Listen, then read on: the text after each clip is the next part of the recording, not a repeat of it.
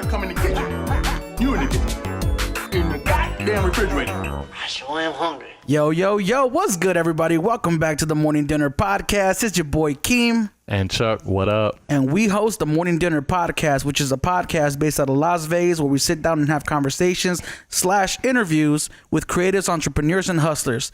And today we got Luther Red in the house. What up? What up? What Luther, up? my man. You want to let the people know? You want to let the people know kind of like who you are and what you do for those who are tuning in?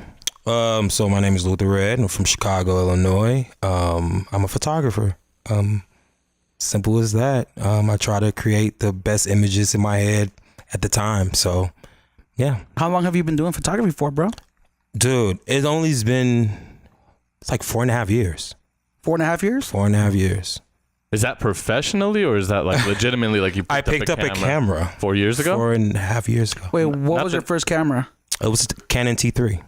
The T3? Wow. Not even the T3i? No. Oh, it was a T3? I bought a camera. Look, okay, so I bought a camera just randomly to take pictures of my friends and family. Yeah. And end up, I get like 11 likes on Instagram. Oh, you know how you know you get the numbers. You get the number popping. You know, because it goes from showing like everybody's name to now it shows 10. Absolutely. Now it shows 11. Yeah, because I was shooting with a little iPod Touch at first when the iPod Touches was coming out and everything on Instagram. And I took a picture in the hood because I'm from the Southside of Chicago. Chatham, shout out.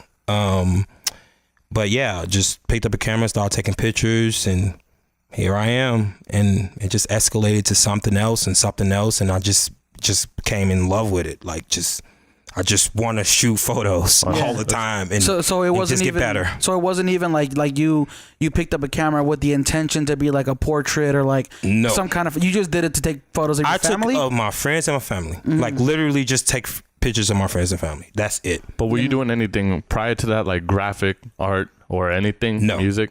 Wow. I graduated with a communication degree, minor in fashion. Did not know what I was going to do after college. Had a sales job in Wisconsin. Hated it. Didn't know what I was going to do at all. But you said fashion. I guess, but I took it because it was kind of easy. Reaching. Like, yeah, I'm like, I guess. Trying. But like, I like clothes. You know, I like looking fly. So that's the only reason I took that class. It's kind of crazy to say it like that, but I was mostly thinking about the communication degree. I thought I was gonna maybe be like one of you guys, like talk on the radio or something. But I feel like that was not my calling. And yeah. I don't know, man. I feel like you have a pretty good voice for radio too. Yeah. Oh, for real? Yeah, you hear yourself in the headphones. You sound crispy, man. Oh, okay. He's that old. Thanks, I gotta ask, man, because I was looking at your feed, because of course that's where everybody goes now. Absolutely. You know, to look at your work, to look at your portfolio, to look at your images. They go on your Instagram and they kind of like go like, oh, who is this? Let me scroll down real quick. Oh, damn. And then I started seeing how like all your shoots are different. Like there's never like the same thing over and over again, right? Yeah. How would you describe your style of photography, first of all? Just on the moment type photography, because most of the time I'm shoot with my partner, which is Moni Blanco. She's fantastic. But yeah, so we just usually plan. We just like tell a model, bring a bodysuit. You're coming to 9 times out of 10, we shoot a lot. It sounds crazy. We shoot a lot in just Monique's house. It's not that big and everything, but we just do what we have. So it's basically we're just using different angles. We're all about the lighting. We're very moody type photographers. We like the darkness. We like bringing the light into the darkness. So it's I don't really know how to describe it, but it's very on the moment. Everything is literally, we don't know what we're going to get when we get there. We just do it right then and there. It's funny. And it comes out. Because like you say that, and I was looking at a lot of the photos and I was like, damn, it does evoke, once again, a lot of emotion. Yeah. And I'm like, oh, damn. And I love a lot of the composition and everything. Oh, it's thank super you. Dope. Yeah, me and Monique, we really try to strive on, like, if it's a movie, you should stop right then and there, and that should be the photo. That's what we try to do. So it's mostly, when we get to the shoot, it's mostly a full hour. We're trying to knock that wall down. We're just really trying to build that wall down so that person can feel so vulnerable and so like free that they can just give us this sadness or this happiness that we really want. And that's usually how photos end up coming out. So Yeah. Man, that's so. I was looking at your feed and I was noticing that like the majority of your photos were all, it almost looked like they were all in the same location. they are. Is there a reason why you don't shoot anywhere else, or is that like a Yeah, maybe just because we lazy. Oh no, the best not because we lazy. It's just because I feel like we're just comfortable. I'm just comfortable there. Like as soon as I get there, I just become it's just my world. Like and just like nothing like outside, no outside noise. I don't have to think about what I'm doing and everything because I already know that location like crazy. It's just like if somebody's shooting the studio constantly and everything, they just fall in love with just doing that. So I feel like that's just our studio. So we usually shoot at this one spot in this desert all the time. And then we shoot like more so just in Monique's house. And she always get on this like, I'm so tired of just shooting at the same place and everything, but we end up going back to it anyway because that's just what we love to do. And we're comfortable there and everything. So it's just I feel like the subject should make it feel different. If the subject come in there and she does her job of who she actually is or I feel like we can use the same location over and over and over and people just keep on loving it. right? Now, a lot of your shoots are natural light versus using like a strobe, right? Absolutely. Do you prefer the natural light over the strobe? Like, do you have a philosophy behind it? Because Yeah, I'm actually it's crazy. At work right now, I'm taking a class for studio photography, like full of lighting and everything, because I don't know anything about it. Like, man, I'm like so amateur at it. There's a whole lot behind it. But natural light is my cup of tea, and it's just because I've as a street photographer, I used to always look for harsh light. I'm always looking for shadows. I'm always looking for that one thing that somebody's walking out of or something like that, and I just translated it to my portrait photography, and it worked out. Yeah, I feel like one of the reasons it could be too is because like with natural light, what you see is what you get. Yep. Right.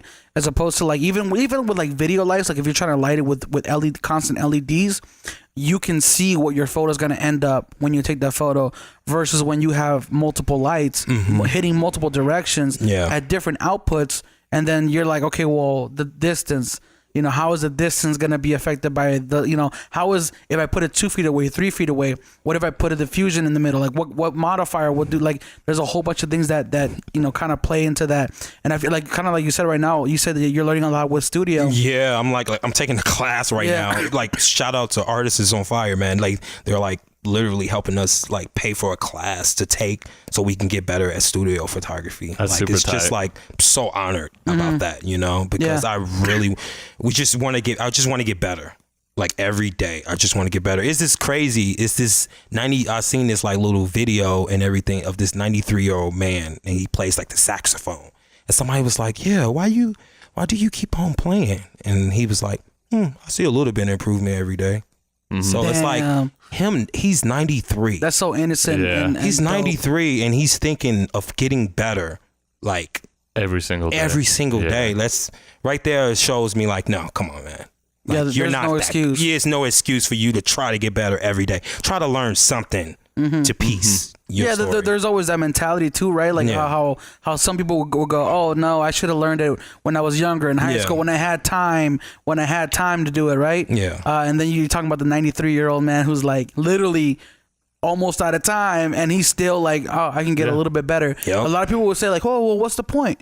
Like, well, why are you trying to get better now? Like it doesn't matter. Like what matters is as long as you're here on this earth and you want to get better, you always have the option to. I agree. And I feel like that's one of the things that a lot of photographers who primarily only shoot natural light, they don't have the desire to learn studio because it's too intimidating. Yeah. You know what I mean? Oh man, when I first started, I was like, because one of the clients I shot for, it was like, yeah, we want studio lighting. And I'm like, oh, I don't know what I'm doing with that. So I tried it.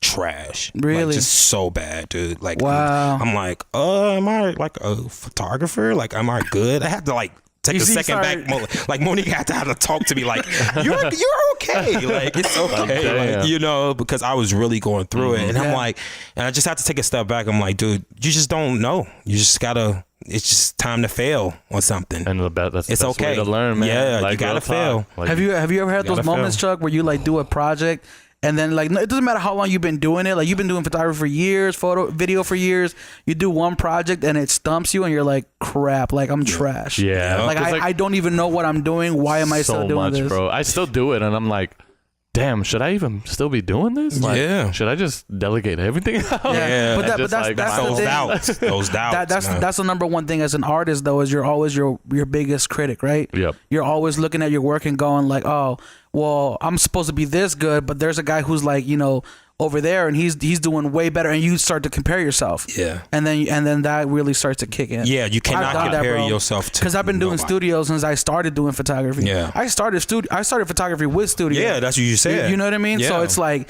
and even now I'm still learning things where I'm like, oh crap, you know, like, because the thing is the technicality could be there, but if you don't understand, like for example, like we have a studio here at the house and it's not huge and the ceiling is kind of like what 10 feet up. 10 feet. That's 10 feet. It doesn't matter how much how much money you spend on lights, how much you know about the technicality behind it, bro. If you don't understand how a room works, Yeah. how light bounces around, it could defeat the purpose of. If you spend $10,000 worth of gear into your setup, it doesn't matter if you don't understand how the room's gonna work, right? Absolutely. So you can have one light over output it, and then the whole room is even, and now you just have flat lighting all around. Yep. You know, so it kind of defeats the purpose That's when of you have to it. begin learning about flagging and like yeah. learning how to like bounce the light a certain way and all that. Yep. Which, if anybody's listening, flagging is basically when. Can you explain it? How you gonna start the conference? I was like, wait. He said, "I'm gonna kick it off. I'm gonna kick it off." This is how we roll, bro. This is how the podcast roll. You know, we work together. No, flagging is initially a way to be able to cut out light from hitting a certain thing. Yeah. So, like, if you wanna, what I do a lot is I flag one side of my subject. So in case I'm hitting him with a light on one side, I'll put like a black flag on the other side, and I'll basically fill it up with negative fill so that you get harsher shadows on one side of their face. Got you. Okay. Or you can even do it. Like one thing I started doing, I would say end of last year to this year, is I started messing around with like snoots. So you more direct snoots. So basically it's like a cone, and you put it in front of your light, your strobe, so that the light only goes in one. Oh yeah, in one spot. We just ordered something for that look for weird. the office. Oh, you good, bro? You look good? weird, No, bro, you Pause. good? Pause. You good? No, we just ordered something like that for the Yeah. office and everything because we want to do that and everything. I didn't know what that was, but now that you just mentioned Yeah, it, me either. I was like, I just thought of a snoot, and then Yeah. I was like, Oh, wait. and also one of the biggest things that I just got this year, barn doors. oh, saviors. Do you know about barn doors? So let's say you have like a flash head, like a regular flash, and you could put a modifier on top of it. Don't do it again, bro. No, I'm trying to. I'm okay, staying now very careful. He's like, you whining barn too doors are much. like I'm staying this. very careful of where I put my hands. Whining too much. Bro. No, so basically, it's just basically imagine like flaps. You know, you have Oh, your okay. two I know flaps exactly on the what side, you're talking on the about. top, and Yeah, the bottom. okay. I got you So you can exactly. direct the light, or you Okay. can stop the light from spilling over to each side. Oh my God! I didn't know what those was called Yeah. and everything, but we Yeah. have those at the office. That's funny. Yeah. Yeah, man, okay. and even just the different types of modifiers that there are, from like just a regular softbox, octabox. You got parabolic. You got reflectors. You got just a whole bunch of stuff, bro. Yeah, you can go. You can. It's a whole bunch of stuff. Like the guy said, modifiers are more important than lights. Oh Oh, yeah. 100%. That's. I didn't know that. That's something that I just learned last night. Because you're shaping light, you're directing light, doing some crazy stuff with it. So It's interesting, man. yeah, for sure. What would you say is one of the biggest things that doing photography has taught you? Put him on the spot. I was like, damn, I could even think of that. So you said the biggest thing. Yeah, like I'll give you an example. Like for me, one of the biggest things that photography has taught me is that everybody is different in front of a camera. So, for example, you can have a beautiful looking girl. Yeah. If you don't know how to director or how to use light to your advantage, you could potentially make her look bad. in a photo. And then you have people who just look weird in person, but you take their photo and they're incredibly like you got it, very photogenic. You know what I mean? So it's like very trippy. Yeah. So that's one thing that, and also just the fact that like, posing people and directing, I never thought was a part of photography. Like as a videographer, that's very important. Like as an event videographer and kind of like just capturing things in their natural state. Yeah. I just recorded things as they were happening. Mm-hmm. But when I started learning from this photographer in California, I realized like, okay, he's telling her to move her arm this way, turn your head this way. Like those things do a lot to help you capture the best possible images. That's something that photography has like kind of taught me. But I mean, for you, it could be anything, like, Well, what would you say? So, what photography has taught me? It has taught me, don't stress, to me, for sure. Just don't stress about it. Like, if you don't get the shot or you don't just try again. Just keep on trying. Mm-hmm. I think that's the only thing it taught me. Like, I think you can never fail in this field. Luckily I picked a field that you can fail. Like, I don't know if you consider it as failure. It's just basically an obstacle to me, to get to the goal. Well, and it's even the fact that if you shoot something and it's not necessarily dope to you, it might be dope to somebody else. True. Or you could just archive it. Yeah, there you go. Yeah, like you can just have hella photos and everything. Because a lot of times I take photos and I'm not ready to edit them at all. Like, I feel like my editing skills is not as good for that edit, so I would just leave it there and I won't touch it. And then I'll come back to it later, and then I'll post it. So here's my question, because like, even though I just started shooting like a couple years ago, I've been noticing like this workflow with working with like models and working with other people. Is when you shoot, either like if it's a collaboration project, there's like a certain expected like turnaround for projects. Do you have a turnaround? Like when you shoot with a model, do you ever tell her like, oh, I'll have images for you to use and they'll be done within like a month or 2 months? Or do you give them like a time frame, or you just go, they're done when they're done? No, I literally be like, we're going to give you like a couple photos, because we going to feel like we're literally looking for 1 or 2 impactful photos. Thank you. Like, I'm not looking for like, I'm just getting hella angles and all that. No, I'm there to get that one moment to like set the bar.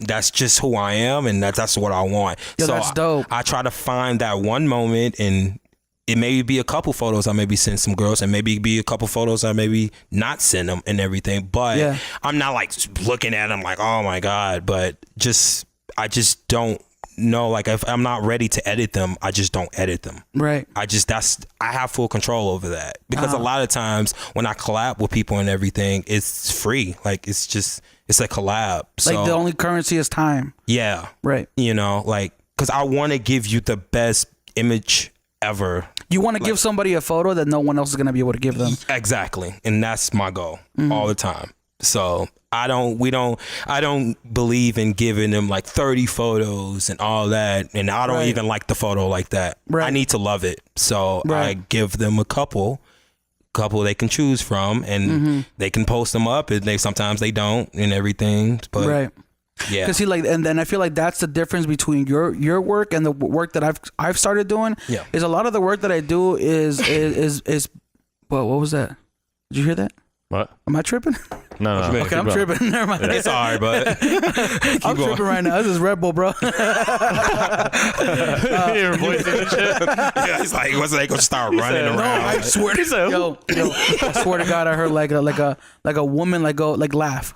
For real? Yeah, it was weird. Anyways, back on track. All right. On to that house and shit. Where they at? No, so what I was gonna say is that a lot of the work that I do is for clients. Okay. So like they're hiring you, and clients want to know how many images am I gonna get, right? Yeah, so absolutely. you have to tell them like, oh, you're gonna get 5, you're gonna get 10, you're gonna whatever, and then how many they're gonna get edited, versus a project where you're like legitimately looking for that one moment, and you can't tell somebody there's gonna be 4 moments, you know what I mean? Because you don't even know when they get there how you're gonna shoot it. Yeah. Right? Yep. So yeah, like you said, with clients, is way different. I give clients probably, I don't know, I just give them mostly everything. Yeah. I just give them everything that I got in that moment and everything. But like I said, it's totally different from my client work, because people are paying good money for my images. So Yeah. I feel like I should try to give them as many images as I possibly can. When you don't pay for it, I feel like you're just giving time, and we're just trying to get that moment. Right. Like we're just trying to experience something together. It's a collaboration. Yeah, it's just like I don't know. It's a way different feeling and everything, which I love it. I haven't done it in a long time, which is kind of crazy to say. Have you ever had like a model get mad at you for like, oh, well, we shot for X amount of time and you only giving me one photo? Like, have you ever had like somebody like disgruntled? Not really, because I don't choose. Like we're very, very picky about who we shoot. Like, oh my God, like no. Yeah, mostly all our models are like friends now. Like they're like super fucking dope. Like they're just so talented, and I'm blessed about that. That I don't get like girls that's be like, I need photos, I need that. First of all, you came there with the wrong mindset. You probably came there just to look at my followers or just be part of something and all that. So 9 times out of 10, we don't even choose girls like that. Yeah, we're very, very picky on who we shoot and everything. That's dope, man. Do you do like commercial work outside of like just your passion? Because on your Instagram, it's all consistently passion work, and it looks like you were looking for that moment. Yeah, you said it's not like a corporate headshot, right? Do you do like work outside of your absolutely, outside of that? absolutely? Got to put the food on the table. Yeah. There you go. Absolutely, do it. I did have shot for a ton of clients and everything. Like I shot for Tidal, I shot for Viceland, I've shot for who else? Jordan before. The list goes on, man. Yeah. I'm not about to come up here and say I shot for them and everything, but I don't know. Go with your. Oh no, I was gonna say, and you did this in like the 4-year period that you were doing, or how long? So you started 4 years ago. Okay. And then because I'm just backtracking just a tad bit, but 4 years ago you were in Chicago. Okay. And when'd you move out here? So I moved out here in, I think it was like May 14, maybe. Okay. May 14 and everything, and that's when I had like a little T3, and I was just shooting street photography. Okay. And all that, and then I didn't take it serious, like photography serious. I just was doing street photography, shooting around, meeting people like all over the world. They come in, they'd be like, oh, I want to shoot in Vegas. Show me some spots. I was showing people some spots, meeting people all over the world, which was awesome. It's fantastic because now I got friends all over the world. Yeah, definitely. And then I got a job at New. Okay, keeping it in New York everywhere. Yeah. I got a job at New. Shout out to New. And what is New, real quick, just for the people? It's a clothing store. It's a website right now. Is it still around? It is still around. It's a website. They have no physical store. No physical store, unfortunately, right now. Shout out to DJ Crooked though. But basically, he took a chance on me to shoot. And real quick, my bad. This was when Kenny was around, the Asian guy with like the big. Was this like Kenny? I don't remember. Cause it was the people. What's the name? The people you talk about people in the store. Yeah. It's A-Rod. Angel. Oh, A-Rod. Okay. Yeah, Angel. Yeah. Angel was the manager there during that time. That I was there and all that stuff, which was a heavy team. LJ, Ray, Janelle, LV, Jazz Leon. She in New York killing it. It's just crazy lineup, man. But he took a chance on me to add me to the lineup. So I did. Dope. I was mostly doing white background photography for him, just laying clothes down, taking photos and all that. But they taught me how to Photoshop like crazy. Photoshop clothes and all that and everything. How to cut off on the background, things like that? Yep. They taught me how to do that. And then I did that probably for like 6 months and everything. And then I think I just woke up, was just like, man, this can't be life. Like I gotta do something else. Like no disrespect for that. But of course. Like I just wanted to do something like more of free of what I wanted to do. So I took a risk and shot a Puma gig, $500, and for the first 4 months it was struggle, man. It was like hard because you just trying to find a job and all that and everything. And I was always focusing on the money. I was always focusing on that. And then it got to a point that I stopped thinking about the money. I was like, what am I really doing here? Like, I need to think about my art. So I literally probably worked on my art probably for like 3 weeks. Boom, an email come, Viceland. Want you to do a cover. Want you to do cover art for a TV show. I'm like, okay, you know, like I don't know nothing about it, you know, like it just came out of nowhere, you know, and literally they hit me up because I'm always I'm the last minute man because it's always somebody bagged out or something like that. And they be like, oh, we need a photographer. We need a good photographer. And can you do this for me? And I'm like, yeah, I can try, you know? So basically Viceland took a big chance on me and everything. Booked me probably on Monday. I was literally shooting for the TV show on that Friday. Damn. Didn't know what I was getting myself into. Nothing. In those situations, are you nervous and stuff? Like, are you just? Like, I was very nervous. I was very nervous, but shout out to Julie, man. Julie, she's one of the creative directors at Viceland. She was there and everything. She was a sweetheart and everything. So she kept me calm because we ended up being really cool during that trip because we had to take a 5-hour drive into like the desert, middle of the desert. They was somewhere. I don't know where it was at, but damn, doesn't all the desert look the same? No. It was like this weird. We had to stay at this weird hotel and everything. Creepy as heck and all that. It was supposed to be haunted hotel. Like clown hotel or well, I don't mess with clowns. I think I saw the pictures on your website, right, from the Viceland shoot. Yeah. It was just one shot. It's just one shot. I really like that shot. I like that shot, and I like another shot. They're running in the middle of the road and all that. But yeah, dude, like that's how I got started. That's crazy, man. Like, but that just goes to show you, though, you know, when you take a chance on yourself, opportunity will come. Yeah. You know, and it's absolutely one of those things that I tell everybody. Like, first of all, like, it doesn't matter how talented you are. To an extent, it does. But if you spend your life dedicated to a craft, you will get opportunities. Absolutely. You know, they will come your way. And a lot of people just get frustrated because, you know, first of all, they half-ass it. And second of all, they're not really about that life. You know what I mean? So, but yeah, I like you said it was what, 2 weeks after you left that you got that? No.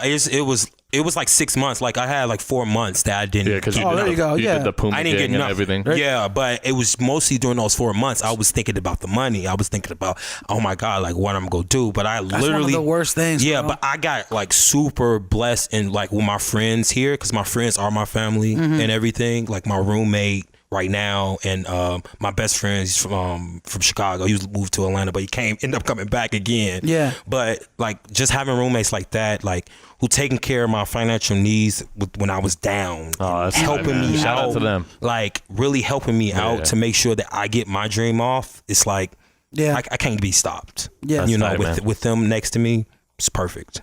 So beautiful people, man. Yeah, That's absolutely. tight. That's one of the hardest things I feel like when you are a creative person and you're forced to work for somebody else for that money. Yeah. Because the thing is a lot, like 99.9% of creative people don't have that business mentality. Yeah. That it takes to thrive. And because I always tell Chuck this, like you go down any city and, you know, the United States and you'll see like a photography shot for like, you know, school portraits or whatever. Yeah. They're not necessarily amazing photographers. And like, you know, they have the most basic setup and but they get the marketing, they get the advertising, they get the business. And they getting bread. And who you know and marketing is, we always say it on this thing, is the key component in kind of making it. You know Absolutely. what I mean? It's all about who you know. So real quick with the Vice thing, how'd that happen again? Like how'd they hit you up? Did somebody like randomly find you or? Yeah. Damn. Like on my so website. On my website, That's man. so tight. They didn't even know what my Instagram was. Yeah, really? I promise you. I was like, oh, you just found me on my Instagram, right? She's like, no, let me see your Instagram. I'm like, that's crazy. Your SEO game must have been cracking. I don't know what was going on. Bro. I don't know how they found me. I didn't do. But the only thing about it, I was not like in the search engine or nothing like that. Like I didn't pay for nothing like that. I couldn't afford that during that time. So yeah, they just found me, man. And I just got lucky. That's dope, man. Super blessed about that. So looking back now, do you think that it's still necessary for a photographer to have a website versus just putting their work on Instagram? Absolutely. You think so? I think the website is the most important thing. That's exactly what shows what's going on. If Instagram crashed tomorrow, what you gonna do? Boom. Make a website. Simple as that. Yeah. So don't rely on that. Don't rely on somebody just to literally stroll down and double tap on your photo and keep on going. Right. Like do something that's more impactful or showing exactly what you who you are, a website or something like that. You know, when you open up a website, you only thing you thinking about is that one person.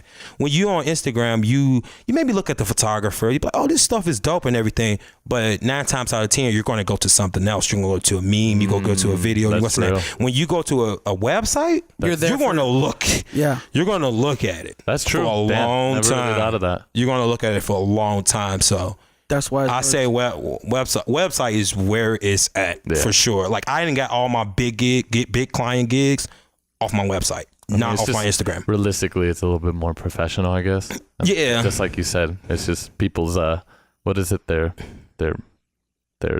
span of thinking. Yeah, everything is just so fast, so they'll already be thinking about something else. They already thinking about you. They forget about you immediately, and it's not even saying it like that. It's just. That's just who we are. Like it's just we just people. It's just normal, you know. Like you immediately see something else, you be like, "Oh, this is funny." Yeah. Like with me, I go down, I stroll, I look at everybody's stuff, and then boom, I'm at basketball. Boom, I'm at a meme. Boom, I'm dancing around. Like, but like I said, Instagram is where it's at because I literally where it's at too because I'm seeing my friends start like literally. Like amateurs, we all started amateurs and we see ourselves grow like that. That is probably the most best thing I've loved on Instagram, just to see their photography and all that stuff. I don't follow really that many new accounts these days because I just like to see my friends, see how they're blossoming and all that stuff. Like my friends in New York and friends in LA. See, I started Chicago. I started getting into the state of mind where like. Because I used to follow like 1,000 people or whatever, but it's like I got to a point where I'm realizing that like I'm following like friends, and then they're posting, and not even photography friends, like just friends from the high school or something like that, and I'm like, why am I like they're posting like there's a lot of people that are posting either whether it's memes or it's like joking stuff or it's and I'm not really getting inspired by it. Do you like think it's important who you follow as on Instagram? And that could subconsciously like also affect your style, your shooting, your thinking, your mentality, and all that stuff. Because I started getting into the habit of like you kind of create what you reflect what you see, right? Like so like if I do nothing but like look at dope photography, my photography in some way will get it will get helped by it. Like I will also get inspired and my photography will get better as opposed to looking at somebody who's not necessarily who's eating food, who's just and then you're like kind of like that's not influencing. Do you like subscribe to that mentality, or do you kind of go like it doesn't matter who you follow? Yeah, it does. No, it's not to you. To me, I don't get none of really my inspiration from Instagram. I don't not like that. Like it's not nothing against that and everything, but it's just I just don't get it. Like my favorite photographer his name is Gregory Crutzen. He's a film photographer, and he literally sets up like sets for like $500,000, but he's just getting one photo. And he'd be there for like 8 hours, just literally just trying to get one photo. Whoa. And everything. So I get inspiration from that. I get inspiration from painters. Jeremy Geeds. Oh my God, Jeremy Geeds. What's his name again? I want to write these down. My bad. Okay. We're recording on a podcast. Jeremy Geeds. He just came out with a book. I got one, man. Oh my God. It was only 2,000 books. I got one. So me and my roommate, we both bought one. That limited edition. Oh, dude. But he's like a painter, but it looks like check it out when you get a chance. So, Jeremy Geeds, man, like See, I've seen some photographers that I follow, and I'm like, the way they edit their photos makes it look like they're paintings. Yeah. Have you ever seen that like oily finish? Yeah, absolutely. I follow. I'm gonna take that back. I follow some photographers that does some stuff, and I'm like, okay, that's pretty. Like, there's one photographer. He looked like it's a painting. He shoots behind like this. It's like a glass or something like that, and then he had put a red through it and everything. So I'm like, is that a painting? And it's not. It's a photograph. Damn, that's so tight. So it's just like, man, like some people have it, like to have it, like have that certain eye, but I tend to flock to painters and the people around me. Like my roommate, dude, he sits there and he paints and draws all day long. Like he just sits there and he just tries to learn and everything. And I have seen this guy literally in 2 years he couldn't even draw a face, and now he's doing becoming realism Whoa. drawing, because he just sat there and constantly just dialed in and everything. That's inspiring. And that's what I'm surrounded by. I'm surrounded by my partner. She shoots next to me and she's super creative, and she does self-portraits of herself. And just to get one photo, she sits there for like an hour just to get one photo of herself. Wow. I was running around getting street photography, getting photos over and over. Thousands. And all that. And she's literally just in her room just trying to get one pose, one shot, just so she can post and be done. So interesting. So it's like, just to see people who's like go like slow down and go straight into their work, that inspires me, you know, more than just an app or something like that. It's the people around me who's inspiring me every day. So that's dope, man. I don't think you know how many people you are inspiring right now. Yeah. Oh, respect, podcast, bro. You're Respect. 2 out of 2 people in this room. Right Respect. So tell me about the Olly Murs situation. How did that opportunity come about? Olly! Shout out to Olly. Yeah. They found so crazy, just like Viceland. They found me randomly off my website, Sony International. Like randomly get some. I didn't know who Olly Murs was before that and everything. And he came here to Vegas, and I just shot some tour photos for him. So he was going on tour and everything. So they ended up putting on tour shirts and all that. That's dope. Really cool guy, really funny. He's awesome. He's on the Voice right now in UK. So real quick, who is he? He's a pop star in the UK. He's insane. He can sing his ass off. He won. I think he won the X Factor, one of those singing shows and everything, but he won it and all that. That's dope. And that's dope. He made it work, and he's fantastic. And that was just another random gig, or was that you knew? Random gig. That's so tight. Just super random. It just fell in my email. But I just want to let people know, it's not luck. You were ready. You were prepared. Yeah, that's the God. You know what I mean? Because a lot of people are like, oh, you're lucky, man. And it's like, nah, because if I wasn't ready and I didn't do a good job, they probably wouldn't have never used my photos. Exactly. So can't say luck, man. Exactly. You were prepared and ready. I was. Always be prepared. That's wise and ready. words right there, bro. Yeah, I see you, Chuck. Hey. Coming in. Finally. Hey, watch out, man. Thanks, y'all. I'm blushing. So real quick, let's talk about, because you mentioned right now that sometimes you take a photo and you don't edit it for a while. You let it sit because you're not ready to edit it. Yeah. How intense is the editing process for you? How does the process look like? First of all, do you just import Lightroom, do Photoshop? Do you only do Photoshop? How does the editing process go for you? Or is it different every time? It's probably the same. Basic. Go to Lightroom. I made my little filters and everything. You have your own Luther Red 7.2s. I don't know why I could do 7.2, but it just sounded right. But I got my own filters that I made and everything. You sell them? No. Oh, okay. No, that's my final print. I can't sell those. Man. That's my print. That's tight, man. I choose not to sell something like that and everything because it's fine. That's what makes my photo me and everything. So. I gotta keep them clients coming back. So. This cough came back. It's okay, but if one day you decide to change your style, would you consider selling them, or is it just no, that's my trademark, that's where it's gonna be? I have no idea. Maybe down the line and Luther everything. Red Pack sound tight. It does, but bro, you know what you should do? You should make one where it's missing something. You know what I mean? I can't do that. It's missing one thing. No, but you could call it the Luther Red semi-pro package. I can't get somebody only 95%. I gotta give them 100% if I'm gonna give it. It would be 100%. If they paying their money for something like that, I'm honored for them to even try to pay for something like that for me. So I will give you the 100%, but I choose not to. I don't know. You can figure it out. You'll be fine. Just figure it out. It's going to work. Do you strictly use Lightroom or use Photoshop in conjunction with it? I'll use Photoshop. Okay. Frequency separation is my best friend. Boom. Yeah. Fixing that skin. Yeah. So all that stuff. Oh my God, it's the best. I love it so much. What's the longest project you've ever had? Like a photo? What's the longest of one photo has ever taken you to edit? probably some headshots. Headshots are the worst, bro.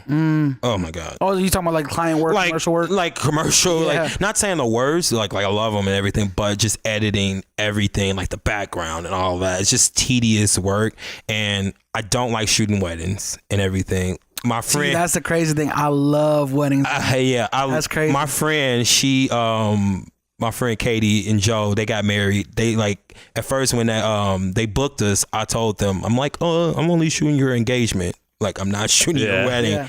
And Monique convinced me, like, come on, man. Like I think we can do it. Like both of us do it together. We can figure it out. Damn, Monique.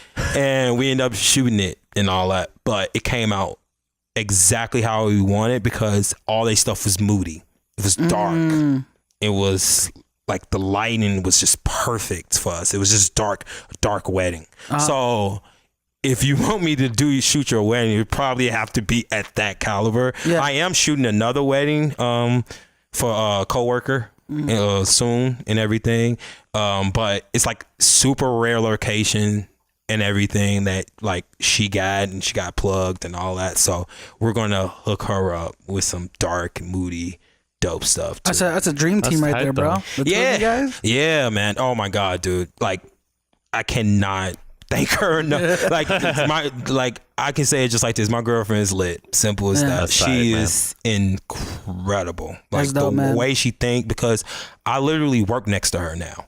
So just to see how her work ethic of how she's just trying to get these one shots and she can change up her style immediately, or for somebody, or for, because we shoot probably for like 9 different clients. So we have to curate their grids and make them all look different every day. Everything has to not look the same. It can't be a hand photo by that. It can't be no plants by that. It can't be nothing.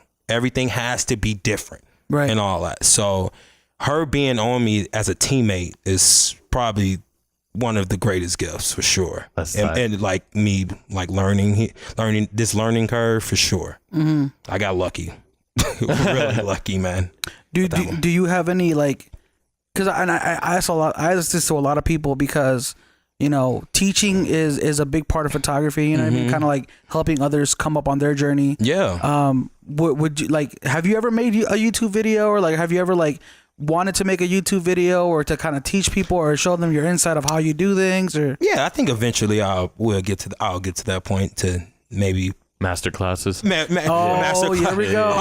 That's the name. I heard, what's the name? My friend told me one of the master classes he took and everything, she didn't even tell him nothing. Yeah. She just like basically talking about herself and everything. Was it so salty. So not was it the Annie Leibovitz one, bro? That's what they were saying. That's funny. I had a buddy who took that same master class, and it's like what was it? She doesn't even edit her own photos. Like, you know what I mean? Like she has a team. But you know? but only thing about it, Annie Leibovitz is lit. She is dope. Yeah. She's so talented. There's no denying for her, sure. Her You ever seen her documentary? No, bro. Watch it. Is it on Netflix? Oh, I think it's on YouTube. I think I watched it on YouTube. But dude, she like her journey of how she became like a photographer and all that. It's insane. Like she was like and drugged out with the Rolling Stones because she wanted to be in that world. So she was their photographer and all that. So she did this whole thing of just being with them just to experience it and get the photos. And then she had to get herself off of it and everything. And then she finally started taking it serious, then getting Vanity Fair and all that stuff. But super inspirational stuff. Like I was really thrown back off her documentary. She is brilliant. I gotta peep it, man. I like watching people's like journeys and how they got to, especially when it's somebody who's like quote unquote like made it. Yeah, you know what I mean? You get to see like, oh shit, they had to go through like worse things than I had to go through. People go like these. They have. It's usually when you see people and everything, you don't know what's going on behind it. And everything. They had to do something. Or somebody or something. They had to do that one thing to get them over the hump. And all that. That's why I don't understand why people, like a lot of people who like at a certain level, they feel like I should not talk to them and all that.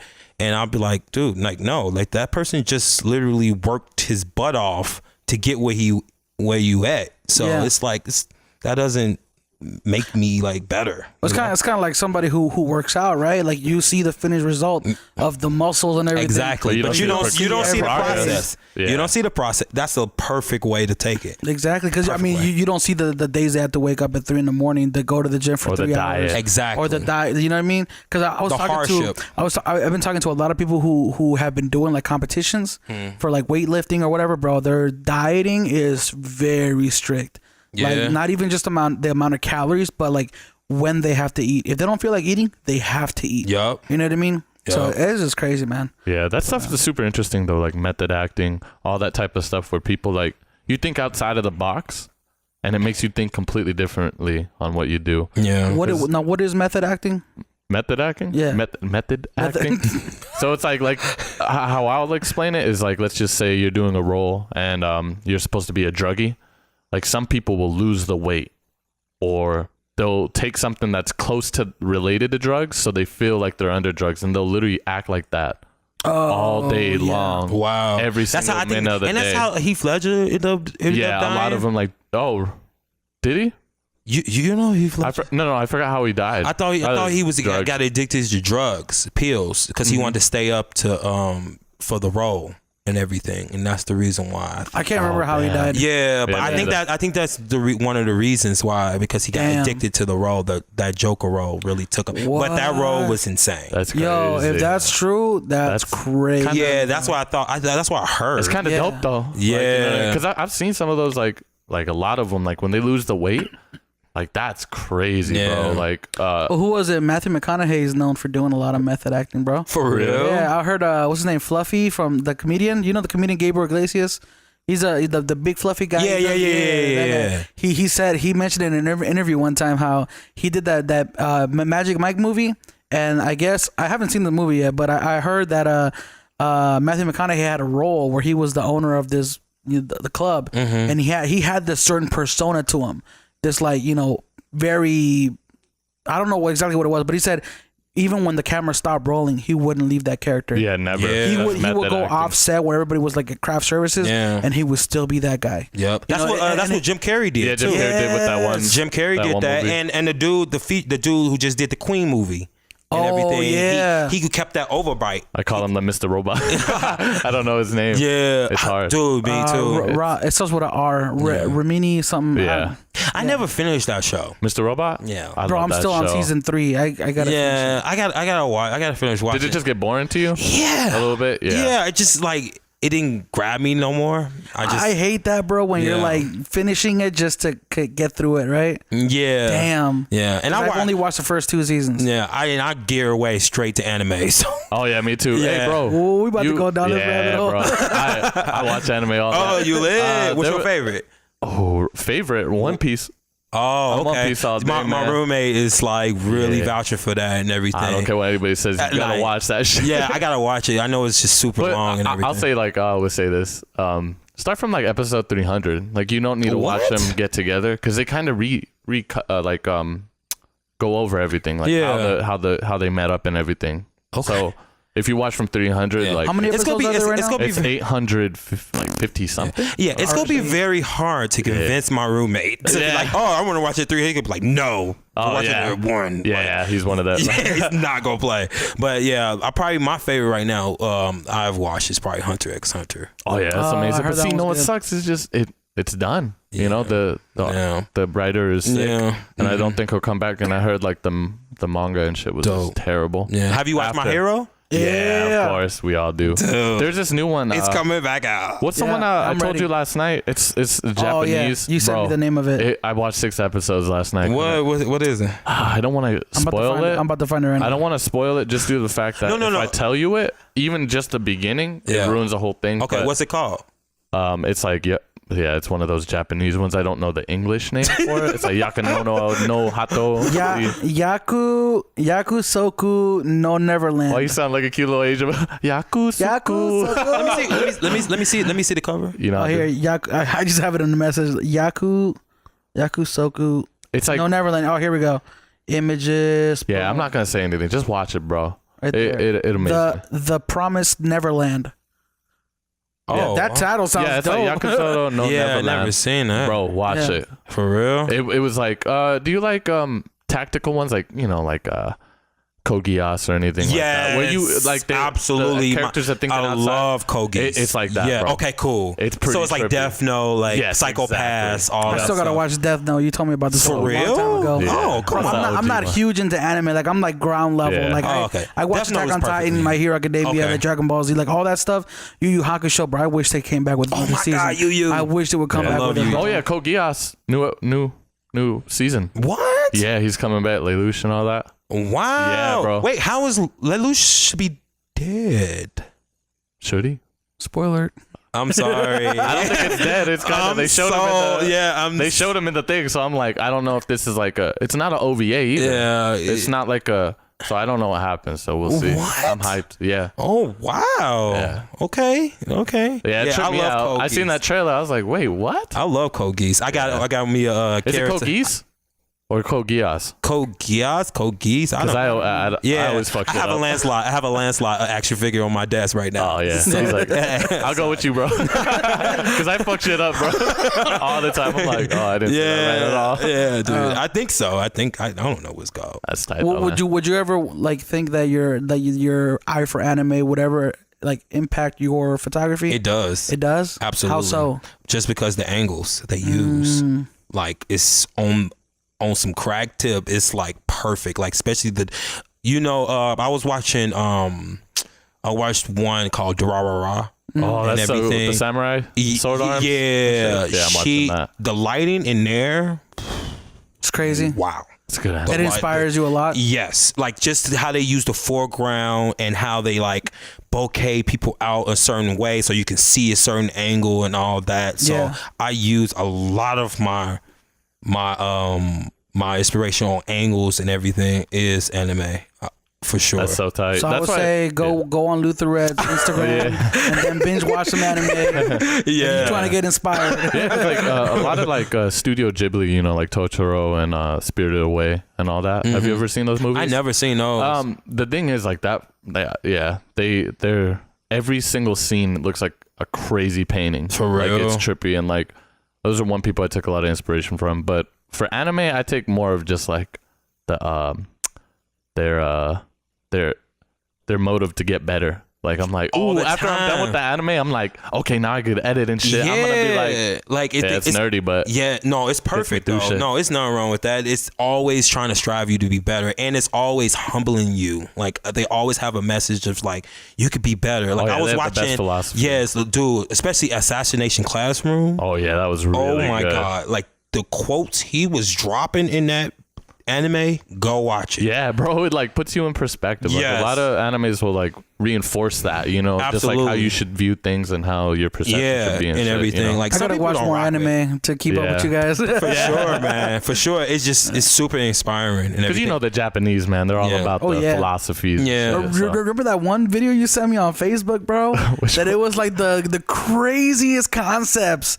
It looked like a nightmare. It was an actual like movie. Oh, it was a Korean movie. No, it's probably Japanese. It's Bro. called As the Gods Will, and it's live action, like super gory. Bro. But they use like all the Japanese folktale games. Yeah. That like, and they get killed in it. It looks pretty Bro, crazy. Look it up. It's Yeah. the most unreal thing I've ever. Like I don't think I've ever seen video like that before. But you stayed. You know what I mean? You stayed in. No, like. bro, it wasn't even in English. Like there was no subtitles. There wasn't in English. I think I watched like 20 minutes. Yeah, it was like a 20-minute 36 clip. minute. Bro, I watched 20 minutes all the way through, and even though I didn't understand what was going on, I kind of understood in a way. You know what I mean? Yeah, It's one of those absolutely. things that transcended like language. Yeah. And I'm watching it. It's so weird, bro. Like it doesn't make any sense. Like this, it would be like a nightmare. Whatever happens in those videos, you know. True. Put you in a situation. You're like, what am I doing right Yeah. now? Exactly. Peep Anime can do that to you. They put you in a world that you can't Yeah. do in real life. You completely transcend to that place, like you just Exactly. said. Yeah. Like you're like, damn. That's why, like that little kid, last one is I think he was like getting stung by bees. This little kid, and he's like, yeah, I watched Dragon Ball Z, and I just started powering up, and he was getting stung by hella bees. For I guess. Like, real? this kid was like all swollen, Oh, and I was like, damn, that's tight. Like this fool, you know, was crying, but then he's Yeah. like, I started like like Dragon Ball Z, like Goku is my favorite character, so I powered up. That's crazy. I was like, that's tight. See? That is. Yeah, for sure. the doctor's probably pissed about that one. Probably like, Why what did you you was gotta doing? stop watching the anime? Why son? did your ass run? Like, dude, you're on punishment for that shit, right? One more beast thing and he wouldn't have been able to help you. Like, oh my god. Oh man, get back on this photography track, here, bro. Yeah, dude. That's what we were talking about. Would you say you've ever had like a nightmare or horror story when it came to like working creatively? No, everything's been up. Up. Is it uphill or downhill? I never know that. That gets me all the time, bro. Like, it's always been downhill. If it's downhill, it's going back. Wait, are you talking about when more so like my commercial work or something like that? Or just any experience you've had working with a camera. Have you ever had an experience that's left you like, damn, I wish that was better, or damn, I wish this person didn't react this way, or damn, I wish this would have happened better. Like, I think every gig you automatically think that. I think you automatically come back like, oh, I could have did this better. I could have did this, but that's just the artist in me. So it's nothing I can do about that and everything. What's some tips though? Have you ever had a weird client, and do you have a tip if you did have a weird client on how to like work with them a little bit easier? You know what I mean? I would say just try to do what they say to do. Because a lot of people, they're not gonna be happy no matter what, because they already have a situation that they don't like something or whatever. So I had one client that was like, we just did not click at all.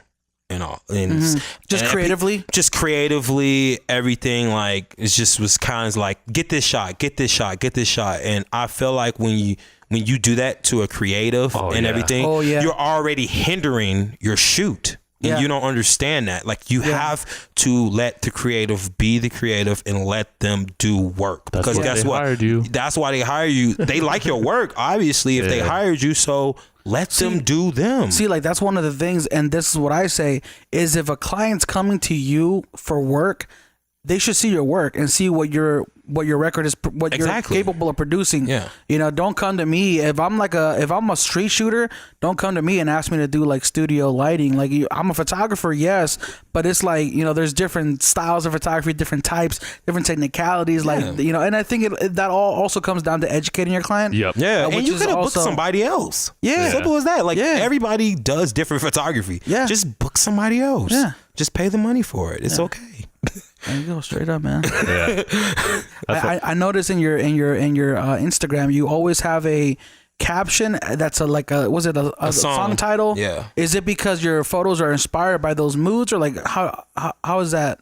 I get the song after, so I take the photo and then I start listening to songs over, and like all types of them. Like, I got a crazy little Spotify playlist and everything that I listen to and try to get super inspired. And or sometimes I have like a song already in my head I already listened to, and I'll be like, okay, I think that works for that now. I can use that song now and all that. So only reason I started posting songs on there is because I suck at writing. My sister is like very on it with like English and everything. She's like super on it. So I kept on getting texts from her over and over every day. So I was like, I need to figure out a way like to get my message out and not have to say like a caption and have to think about it. And songs, I was like, quotes. I love music. Why not? I'm just go do songs. And I just stuck with that ever since. See, I used to do quotes, bro, because I wanted to be like artsy and kind of like add a third dimension to the photo, right? Yeah. But then I thought about it and I was like, what am I doing? This is not who I am. Yeah. I am not somebody who tries to convey like a deeper meaning. Not yet, at least. You know what I mean? So I just started doing this thing where I just put like at model at this person, photographer at this person, makeup. Let the photo speak for itself. Let the photo speak for itself. Yep. But I do also kind of like the whole, how you've been doing song titles, because sometimes I'll look up that song and I'm like, oh, what song is that? And that's the that's big. And that's another super tight. That is literally, if you listen to that song and you look at that picture, it matches it. Damn. It's like wine and cheese, like how they pick everything. Yeah, like, I did my first art installation and everything. I did it for institution and everything for my friend Mark Nash and everything. And I had the pictures up there, and I had like a little MP3 player, and it was on repeat of the same songs and everything. And you can come up, put the headphones on, and look at the picture. Yeah, that's so tight, man. That's dope. So that was my first art installation. And everything. Where was it at? Institution 18B. Okay. Over there on Main Street. Do you do art installations frequently, or do you like doing them? No, I haven't. That was the first time I ever been. I have never been asked to do art installation. I've never been asked to interview. Yeah. Never been asked to do anything. I've been asked to, but I always say like I don't know, man, because I don't.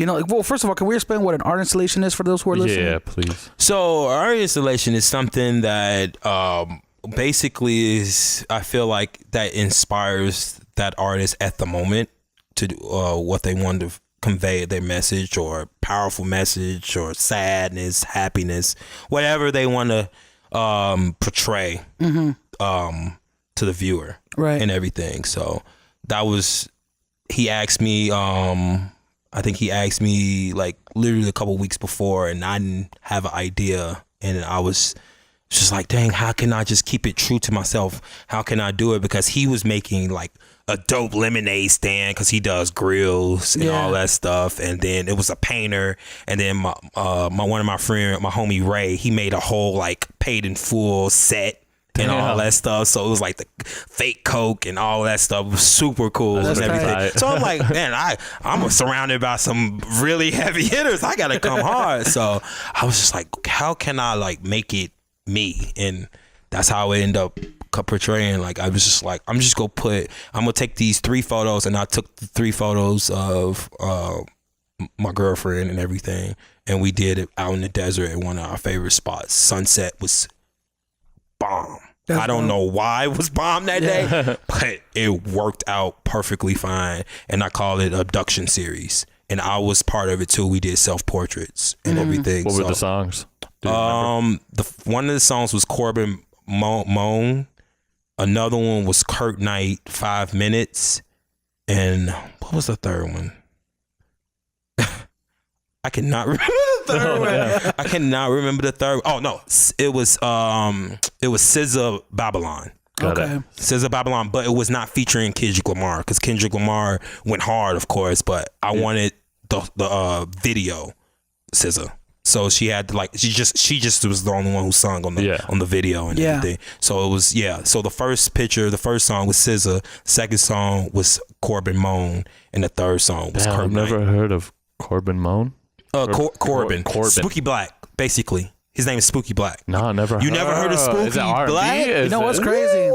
That's crazy, because Chuck has heard of everybody, bro. Yeah. Bro. This man knows every artist on SoundCloud ever. Listen to Spooky Black. Spooky Black. Spooky. I might have heard his song, but Spooky Black. got Intro to Leaving.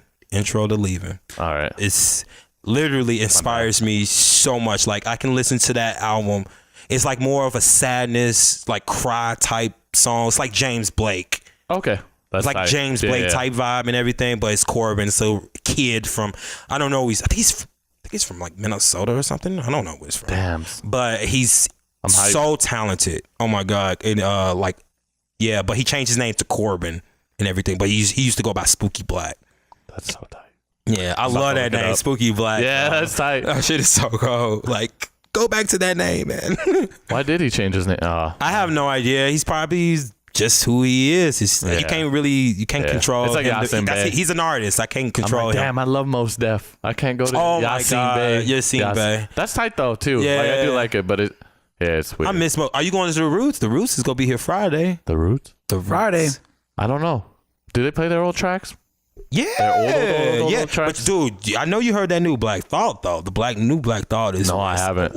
What, dude? Okay, gotta, bro. I'm just gonna write you a list. We're gonna stop this podcast right now. I've been doing because I listen to more like, people on SoundCloud who aren't big, because that's what I like finding, like video game artists and like people who are coming up, like House Cats and all that. Dope. But, my cousin is there. He makes beats. His name is Batoy Beats. Batoy Beats. Yeah. He's tight? Yeah, he's really tight. Wanna hear that. He's really good. Yeah. I'll send you. See, that's tight, man. Yeah. So I just listened to the Anderson .Paak Oh, Like, you know what I mean? Wow. Yeah, I've been kind of like delayed on. I was just like, man, I don't want to listen to anything. Take your time. Why yeah. not? And I was like, damn, this shit tight. Yeah, You know he's what I mean? good. And that new Smino and all that. So, Okay. Oh, nice. Yeah. Smino is dope and everything. So yeah. just getting back on my music game again a little bit. These underground artists are killing it though. So Absolutely. yeah. See, I used to think, because you were talking about art installations, I used to think an art installation was just like a set that you designed for photographers to come take. Because that's when I got introduced to photographers when I came back to Vegas again, and I started noticing there was a community out here with the whole like 6 shooters and the instant meets and Absolutely. stuff like that. Shout out to Ness. Shout out John. Shout out. And yeah, and I saw that they were doing these events, and they would have these whole rooms with like certain kinds of lighting, props in there and everything. And then they would have backdrops with things hanging out the ceiling. And I was like, okay, so those are art installations.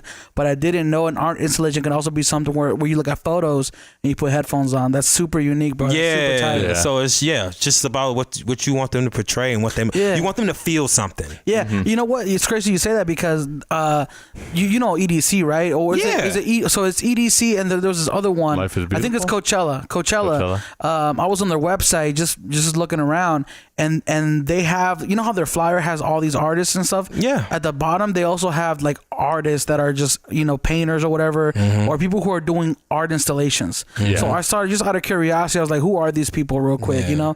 So I started looking up their names and on Google the first thing that pops up is their work, their art installations and the stuff that they produce for Coachella or EDC. And there's these huge massive like buildings, like sometimes they'll build a straight up Life is Beautiful, a straight up 4 or 5 foot building that you can go inside of, and it's got lights all around it, and it's like, you know what I mean? Yeah, what's so crazy is that literally how I first year I got, like probably not the first year, the second year I got here, I worked at EDC through Craigslist. This photographer who did art installations, he does bamboo DNA and everything, and he do like a very like intricate tower, and everybody gets to experience it and all that. And I got to shoot photos of that, and then I get to shoot the show too. That's tight. And everything. So that's how I got it. I got it off Craigslist and everything. Shout so out I know Craigslist. exactly what you're talking about. Them art installations are EDC's wild too. Yeah, all of the festivals. They put good money into the art installations. Respect to that. I hope the lineup is the lineup was dope as hell though this year. Life is Beautiful. I was really proud Daniel of them. Caesar This was one. my fave. Dude, I went to that show, bro. You know, like everybody was freaking crying. I saw like kids, they was there. One girl, my girlfriend was like, yeah, babe, I think we should go. I'm like, why? And we look over to the side. One of the girls was like, you know what you did and all this, and girls crying, breaking up and all that stuff. I'm like, okay, me and my girl was like, okay, we're happy, so we're leaving. We're going to go see Travis. We're going to go see Tyler the Creator. You gotta think about it too though. A lot of those people are on drugs, bro. or drug. It's hitting twice as hard. Yes, I'm like, dude, we're going to go see Tyler the Creator. We're going to go see somebody go get hyped tonight. Hey, shout out to Daniel bringing that out though. Because I don't even see like Daniel is like, whoa, like this dude, next he level. it out. But I don't know. That's the thing. That's what I like. I don't like, you can be the most amazing singer in the world, but that don't matter to me. If you have this unique flavor to you, like, and you can bring something different to the table, just a tad bit. Absolutely. I think it hits me a little harder. Kind of like how we talk about Kelly Uchis. Yeah. You know, she's not the greatest singer on planet Earth, but she brings this vibe to her. She dope. A little bit different. Yeah, she has this sexiness. Art direction, even like great stage, bro. The art direction of her music videos, her clothing, her wardrobe, like it's consistently her vibe, her style. You know what I mean? Like she's created this whole aura about her. Yeah, and she rocks with like Tyler the Creator, and I like that she's part of that clique. Yeah, and not even like the internet and all that, because I love the internet. Yeah, the internet's so and tight. everything. So like stuff like that. Like I like how she's going towards that and everything. It's more artsy and creative type vibe and everything. Stuff with just being a regular R&B singer. Yeah. Do you still do Craigslist gigs every now and then, or do you? No, especially I don't have right now. I definitely don't have time, because me being at a creative agency now, man, it takes up like your life. And what's the creative agency you're at? It's called Artisans on Fire. And would you link up with them and start? So I started working for Artisans full time in like November, but I was doing freelance for them. Probably I think we started doing freelance for them in May, but I linked up through Monique, because she did freelance for them first and everything, and then Monique ended up getting a full-time job there and all that. But she was the only photographer trying to handle all these accounts by herself. So they end up hiring me for a little bit to do some freelance because I was like so against 9 to 5, dude. Like, I'm not doing the 9 to 5. Why so? Just because I just didn't want. I just thought it was like a lifestyle. Like I go do my work and I come home. Like binary. Like too binary, it's just constantly just in that time, that 8 hours. So I was just super against it at first and everything, but starting getting to know the people there, seeing their creative eye, it's just escalated. I'm like, man, I think I do want to do this full time. I think I want to try it and everything. So, well, what is Artisans on Fire? They're a they're a creative agency.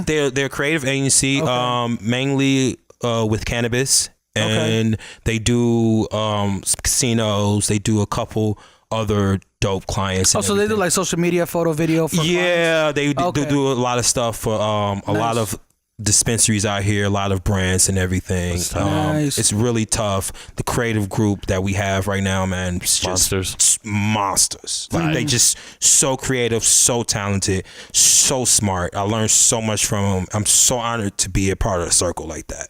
That's so dope. So inspired every day. Well, just knowing you're in it and Joffrey's $7 burritos in it. Yeah, exactly. Blancos in it. I'm like, damn. And Joffrey's on the graphic side, so he's down a little bit line because we have a line of like soldiers. Like it's like a line of soldiers. That's tight. I think I've been seeing his Instagram story because he's been posting like, you guys moved into a new building recently or something. That kid is a beast. Yeah. That kid is a beast. And then him, the graphics team is him, this girl named Grace and Hannah. Them three, man. They are animals. They all have their different style, but they collided together. It's just gorgeous. And I guess one of the greatest things, like you said, just the 9 to 5, is you're just surrounded by people who are putting in work. Exactly. And so you're just going to become a monster. Because like if you got a 9 to 5 at a regular ass job, that's the difference. And that's where I see where you're at. Yeah, and I go early. I'm always trying to be the first one there, and then I leave a little later or whatever like that, unless I have something to do. But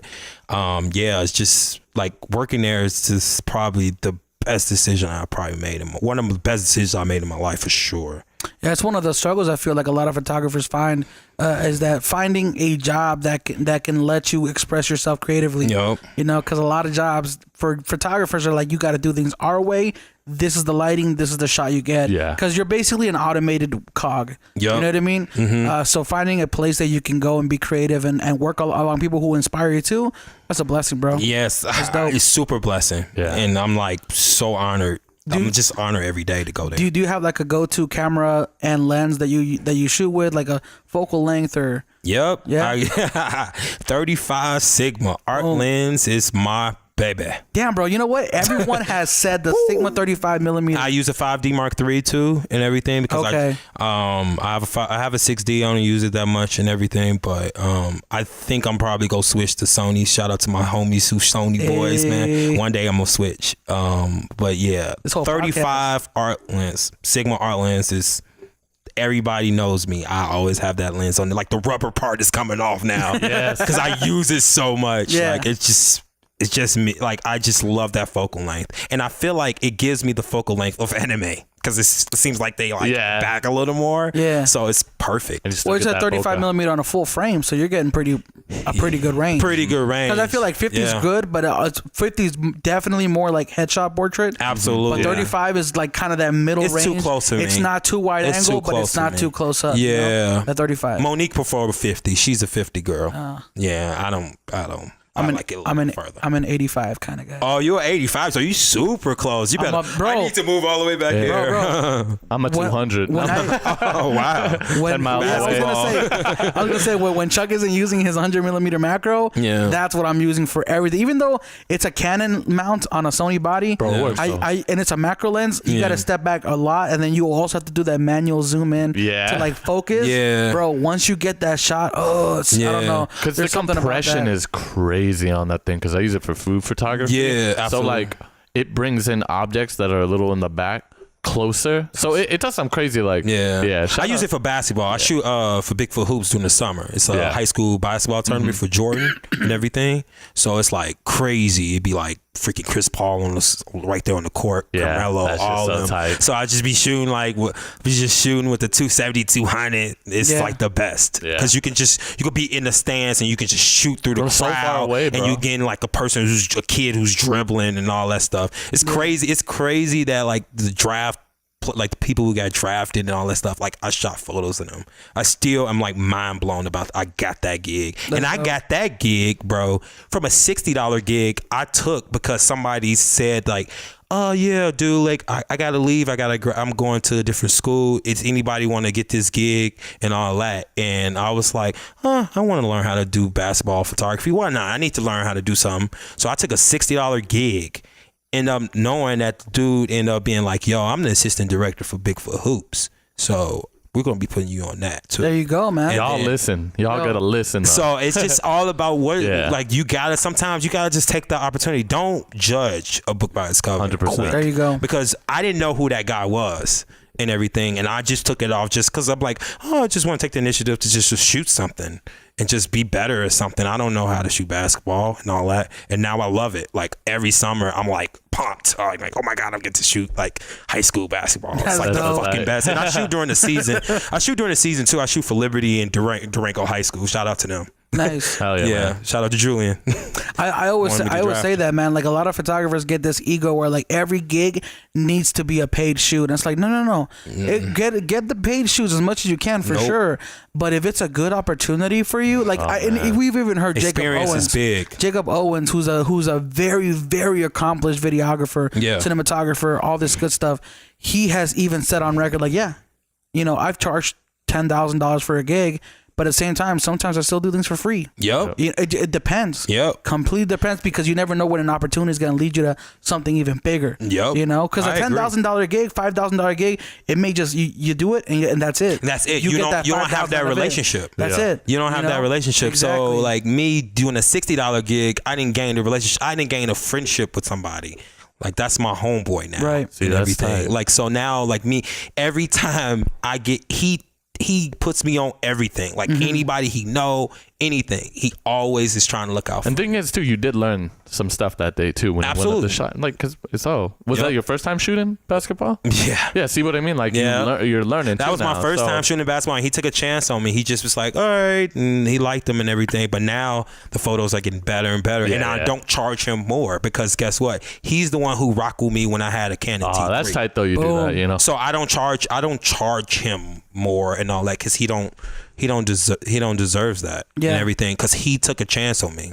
He took a chance on me when I was a regular amateur photographer. So why not make him be like, okay, you the ultimate plug for now. Damn, because my greedy ass would be like, my greedy ass would be like, could I get like $50 extra?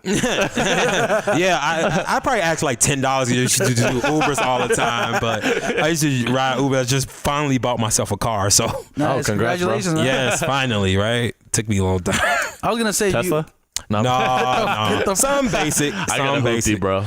I believe in hoopty. I don't like debt, even though I bought a house, but you know what I mean. Yeah. I don't like payments. that shade, bro. What? That shade. What, my hoopty?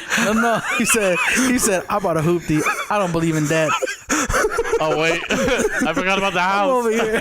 I'm talking about my car, bro. Oh. Because I got a 4Runner, so I'm in debt constantly. Yeah. Oh, okay. You'll be all right. You got a nice car. No, I'm good. Yeah, I'm good. I wouldn't have bought it if I couldn't afford to. Dude, you good. Yeah, and you survived the snow with it, so shout out to that. Oh, bro, I took it up to the mountains. You did? And it was snowing. And now here's the thing. I'm from Vegas, bro. I don't experience snow.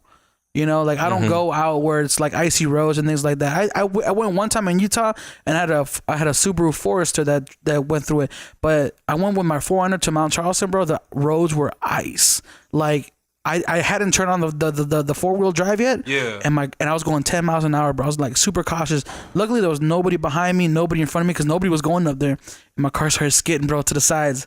I was like, oh, damn. So then I ended up like parking the car in the middle of the road. Nobody was behind me. You couldn't even see the road in front of you. Dang. But I turned on the all-wheel, the 4-wheel drive, and it handled it like a beast, bro. Yeah, because we don't get our roads salted because Yeah. there's just no reason to. You know what I mean? I think in a absolutely. lot of East Coast and stuff. Yeah, they Chicago. Were they you were know where I'm salting the from. roads. We Yeah. we used to get snow up to our heads and Yeah, it's just everything. wild, bro. So Yeah. it's like Do you miss that?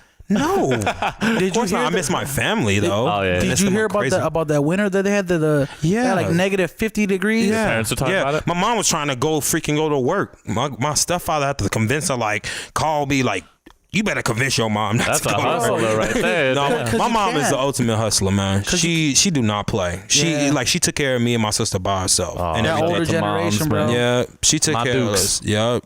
So she is. I don't think my mom's ever called into work, bro. When Really? she's sick, she's always gone to work. Damn. It's that older generation, that older state of mind, bro. Yeah. where, you know.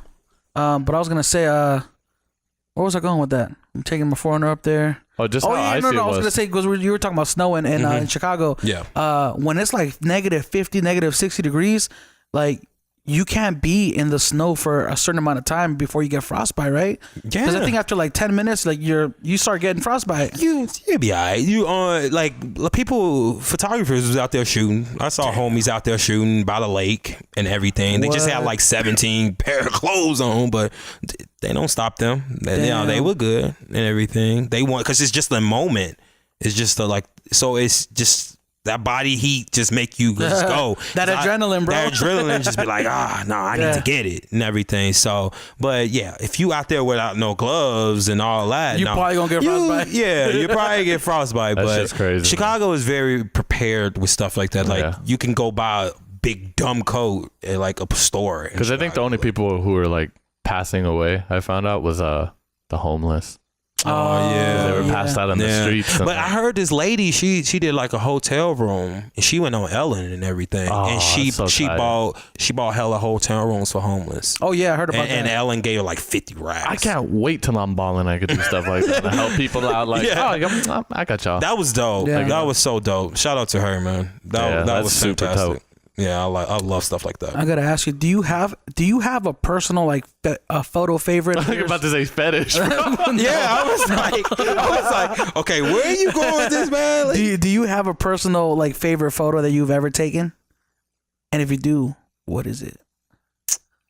We'll link it in the details below. Yeah, we'll put that If you have it. Instagram. Yeah, if it's posted, my favorite photo I've or ever- maybe even if it's not even yours. Do you have a certain image that you gravitate towards that you're like, whoa, this is what I like? Because I know a lot of photographers, they look at images and they go like, if I can make something like that one day, if I can tell an image like that, like I feel like I'll be accomplished. You know what I mean? Okay, I'll probably say this Gregory Crutzen photo. It's literally a flower bed that's in the middle of like a kitchen and everything. And some a lady, she's like on her knees and it's like a beam of ray that's coming through. Wait, you took this or No, Gregory somebody? Crutzen. Gregory Crutzen okay. took it and everything. Yeah. I would say that's probably my favorite on the outside of me.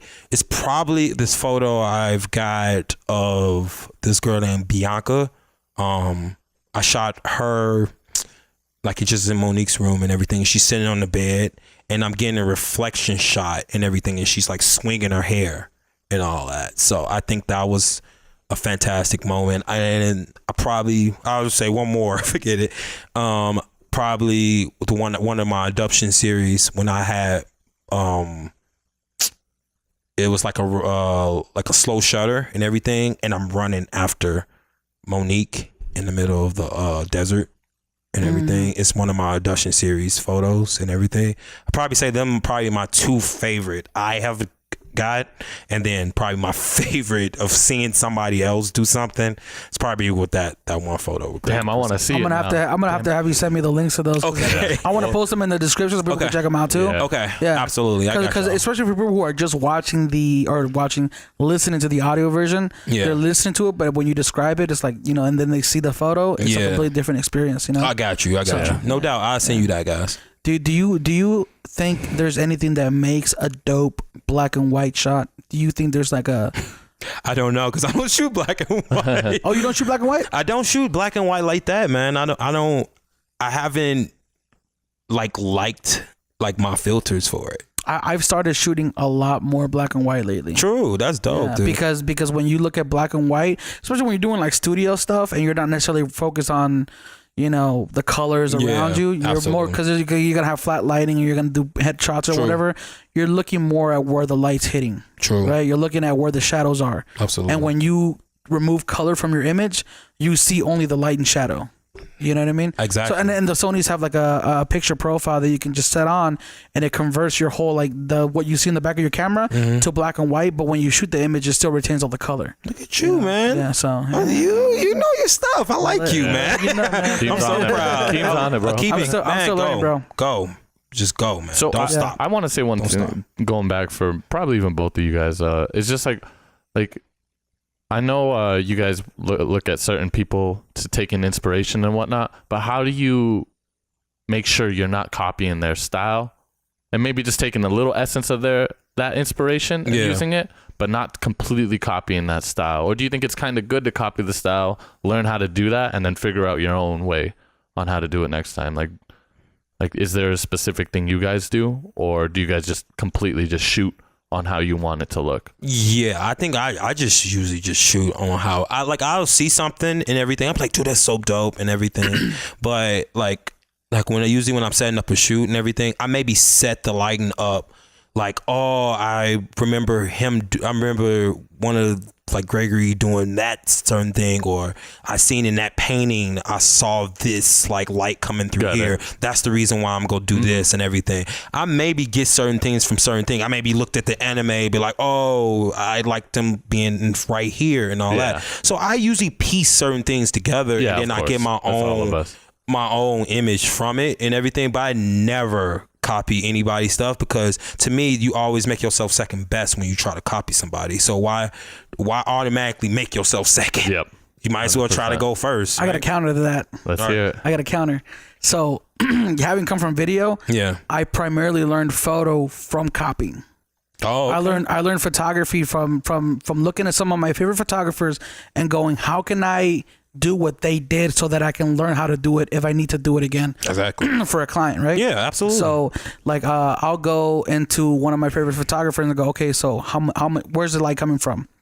And one thing that photographers have been doing lately, bro, like some of my favorite ones, like Jeff from Ready Light Media, which we will have on the podcast at the end of the month, is he starts doing this thing now where he'll show you the first post he makes is the final photo. You scroll to the other side to the next carousel, and it's like the lighting setup of how he lit it, and then the settings, so you can kind of understand how the studio strobe works. Now this is different than natural light, because natural light is completely different. Yeah, but because in studio you need to learn the technicality. Yeah, things, right? Absolutely. That's definitely two different things. Right. Exactly. But that's kind of how I learned, and how I kind of like took other people's works. Like when I started doing photo shoots, I think it was the end of 2017. Yeah.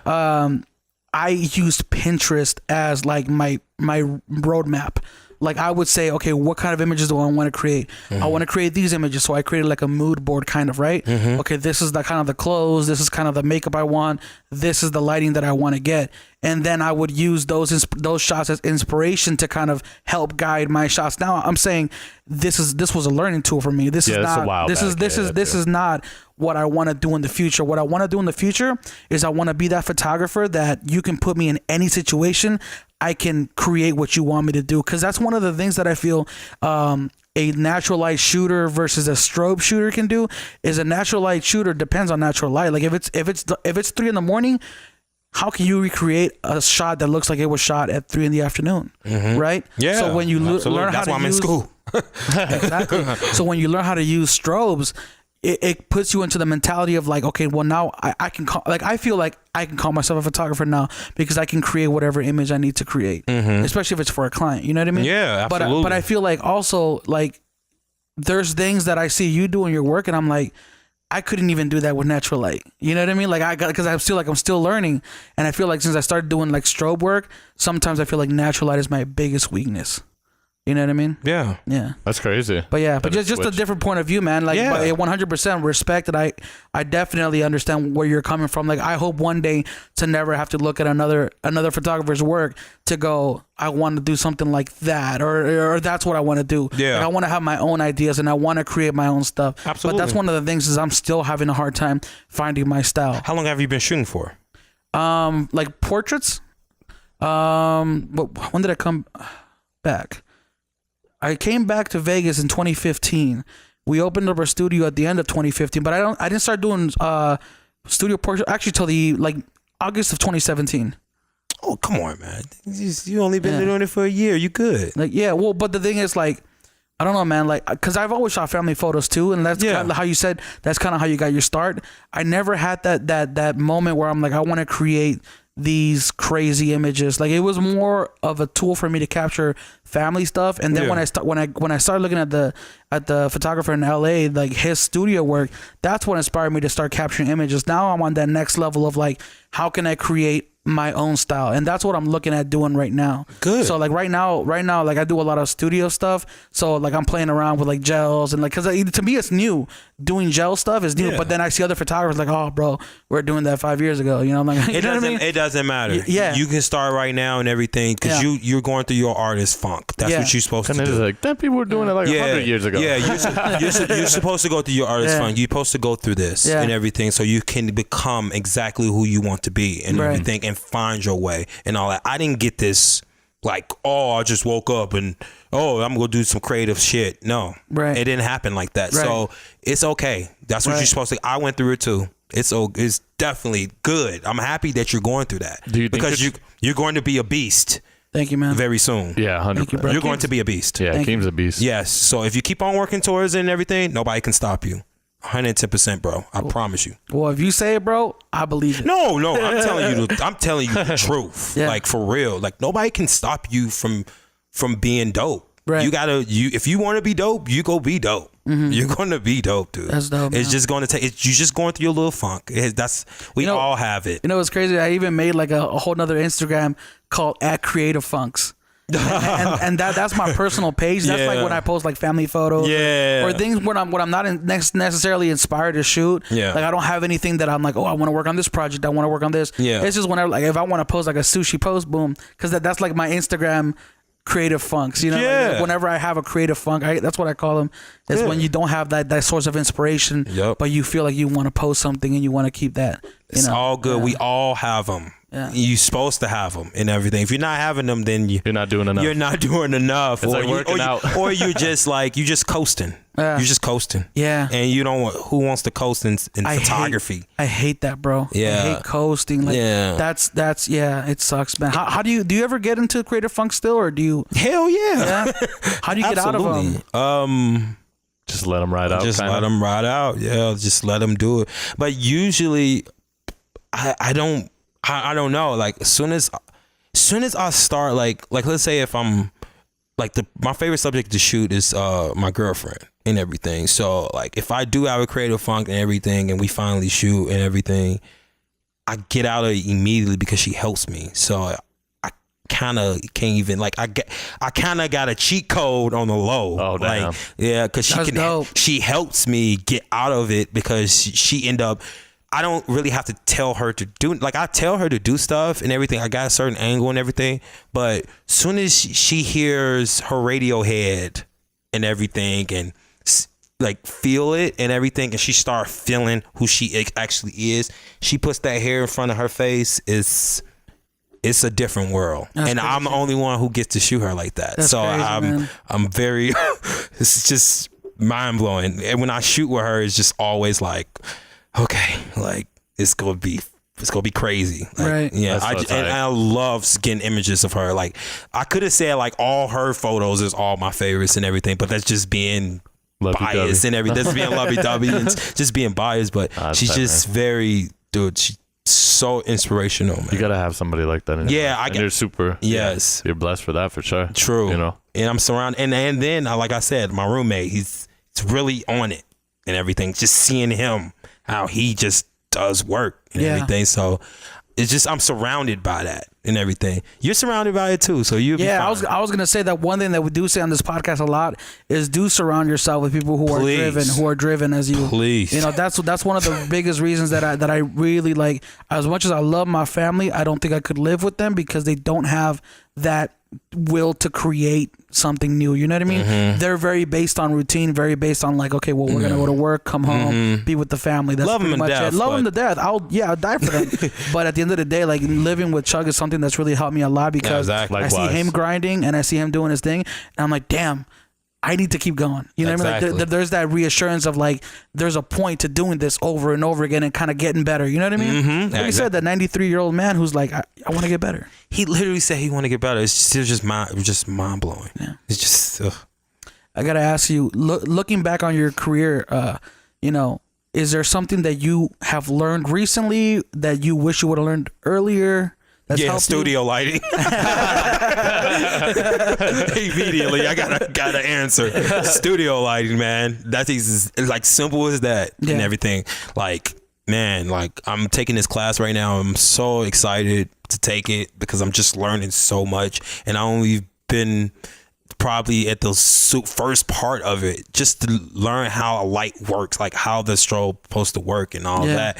So it's just. I'm very excited for what is about to come and everything. I think my product photography is going to go to a different level eventually. So I'm really excited about that. If that class is available for like anybody to take, let me know. Absolutely. Let me know, and I'll link it down below too, so people can check it out. Yeah, absolutely. Because even though I've been doing primarily studio stuff, I still feel like there's a lot You can to still learn. Yeah, Yes, absolutely. yes. I'll send you the links to it and everything. And me and Monique just started it, so it's just literally just. But we're like, oh my god, like we trying to do like water photography and all that stuff. Like it's way different type of photography. Yeah. And it's just like. So is this like a Monday through Friday kind of thing, or is it no? Like it's just a regular. It's like you pay for courses and everything, and he just like.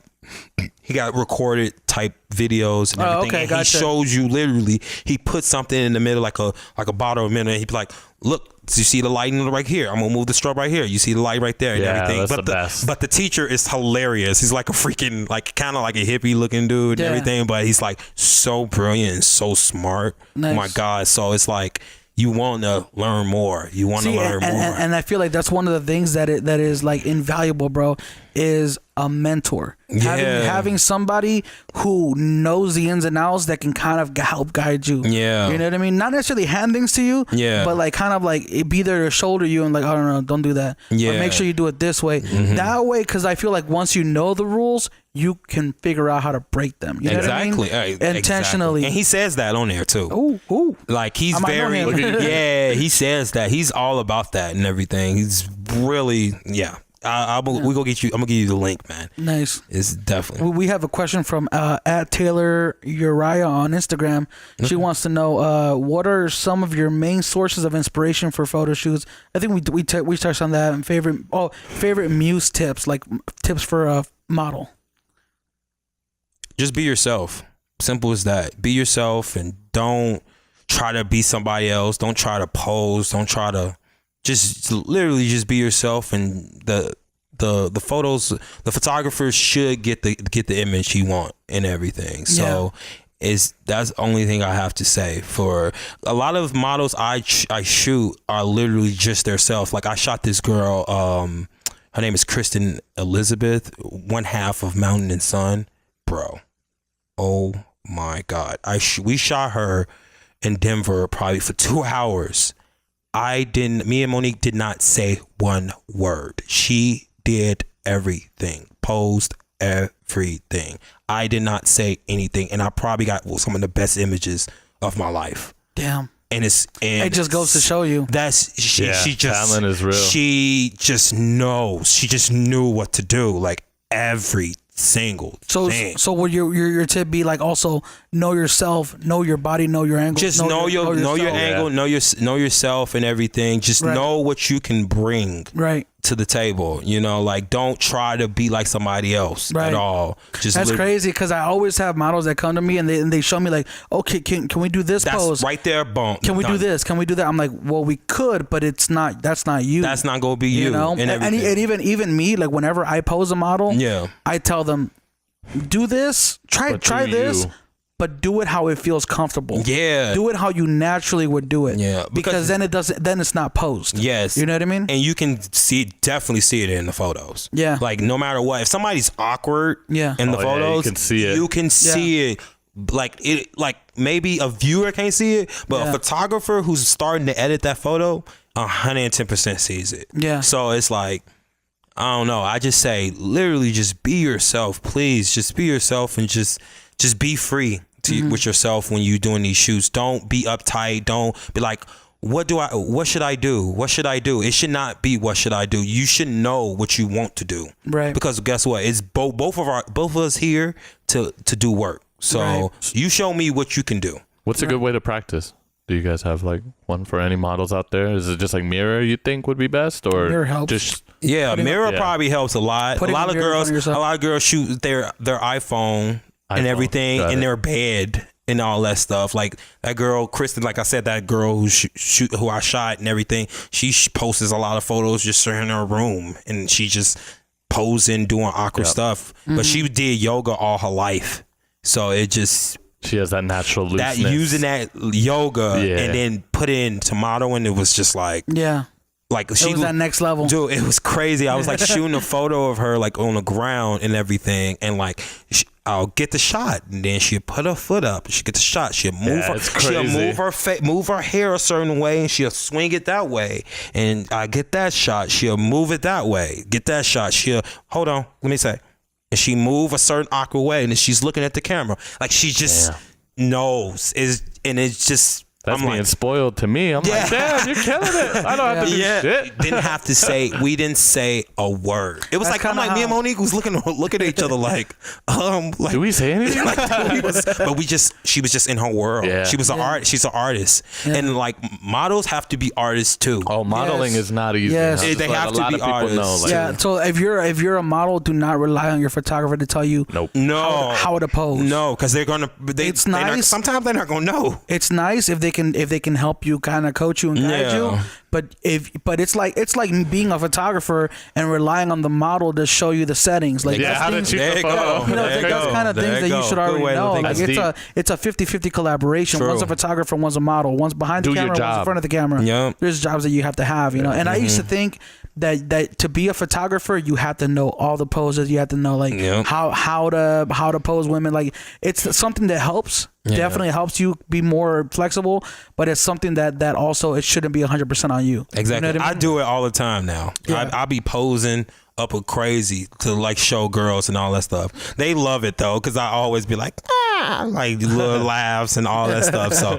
but they love it and everything. But yeah, I had to get to the point because at first I didn't used to do that. I used to just sit there and take the photo, and then Monique started being in my ear like, "Yo, you need to like guide them. You need to do it. Like you need to pose like." So I just started practicing, and I seen a lot of I seen this one like TV show. It was like a film TV show and all this stuff. And it's one of my favorite photographers on Instagram. His name is Ryan Muirhead and everything. And I see how he gets his subject and gets her like super like involved and so emotionally there and all that stuff. So I'm like, dude, I really need to slow down. I need to really like find myself. Like I need to become one with the model. Yeah. And everything. 100%. So I try to tend to try to get that like relationship and build that wall down and try to pose them out and all that stuff. But that's dope, man. We also have Ed Ailman. He wants to know, what would you say to someone who had a mentor that thinks he's better than others? What you mean? Dude, wait. What he said? I guess he had a mentor, and his mentor had told him he's better than other photographers. So that's what I'm guessing. I guess what would you say to somebody who thinks there's no room to grow? Ooh. Stupid as fuck. Switch it on them. So basically, that's you in the danger zone. You might as well let that go. You're not better than everybody. Simple as that. It's always somebody better than you. You can always grow at all times. So I would say if he's telling you like you're the best, you should feel in your heart like I'm not. And everything. I don't care if he's a mentor. I don't care if he's like, my mom tell me I'm the best and everything, but like I like love her to death, but I don't feel like I'm that good and everything. So it's all on him. It's all on you, dude. Like that I think the question was more his mentor thinks that his mentor thinks his mentor's the best. Yeah. Wait. So it's like if you came to me and I'm telling you do everything I say because I am the best photographer there is. Oh, you know what I mean? There is no other way to do it. It's the way to tell you. Run. Run. I like that. Okay, simple as that. Run. You don't want to be around somebody like that. Boom. There you go. Simple as that, bro. Like, no, don't. Ego. He can't tell you. Ego is the worst And thing. only thing about it, you can say that, right? I got an example like that. I literally, when I started photography, a lot of people was better than me here. A lot of people. It was just insane. And I was humble. I was like, yeah, cool. Like, dude, you're like super better than me and all that stuff. But when I caught up, they stayed the same plateau, and now I'm not friends with them and stuff like that anymore because I just went too much ahead and all that. So that mentor, you know who you are. You're very dangerous. You playing with danger to tell somebody that. You can't tell nobody that. Because how can you even signify what is best? Yes. How dare you? You like, can't. You know what I mean? Like, yeah, like I don't perfect. understand. I'm perfect. Yeah, What's don't. Perfect? Why would you tell somebody like why would you tell somebody that? I feel like that's run. Like don't. That's a be bad around mentality, man. I mean, you know, there's always somebody better than you. Absolutely. You know, and here's the Absolutely. thing. Subjective. And we talk about every damn we talk time we about bring it this, up. man. Art is Everything in the subjective. arts, everything in the arts is subjective, man. You could have spent 5 years working on that photo, done it exactly the way you wanted to, waited for inspiration to hit you, and you think it's your masterpiece. I'm like, yeah, it's cool. You know what I mean? That's true. It's subjective. So there's absolutely if somebody's telling you they're the best, they're trying to sell you on something. And how we can explain You know what that I mean? is like, you know, like those National Geographic like photos of it. It's like a super rare fish. Yeah. And it's a terrible photo. Yeah. But to that person who took that photo, who waited there for 8 years, that is the photo of their lifetime. Yeah. And that's the big happy. part. Yeah. That's the biggest part. Well, let's talk about this. Like, let's say you have like the last photo of your grandma that you were with her, you know, and that your grandma was your favorite person in the world. You think some portrait on Instagram is going to be better than that photo to you? Like, no, because that photo Priceless. holds way too much emotional. It's too much everything with that photo. Yeah, like that's your life. There you so, go. I don't if you know. think you're the best, yeah, Yeah. I don't know. Just quit. Just quit. You're too good. Yeah, you just continue. I'm happy for you to think that you're the best. You know what? Congratulations. You know what, Ed, you tell us who your mentor is, and we'll bring him on here because we want to know why he's the best. Yeah, absolutely. Put him on And the spot. I'll be in another chair right there to listen. Yes. And then one of the last questions I wanted to ask you is, what are you looking forward to in 2019 or just the future in general? Dude, like,